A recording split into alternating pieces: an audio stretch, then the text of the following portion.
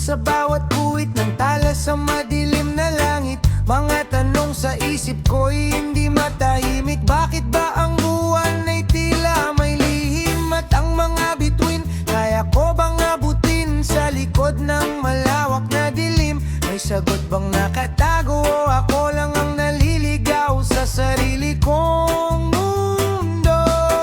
Habang ang hangin ay marahang sumasabay sa tibok ng puso kong hindi mapanatag, bawat tingala ko sa kalangitang walang hanggan, mas lalo akong nilalamon ng kawalan.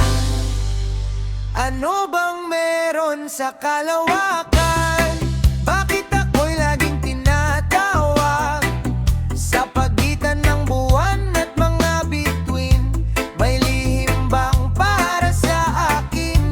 Ako'y isang makatang balisa, hinahanap ang saysay sa mga tala. Kung may sagot man sa dulo ng dilim, bakit ako'y lalong nahihiwagaan sa kalawakan?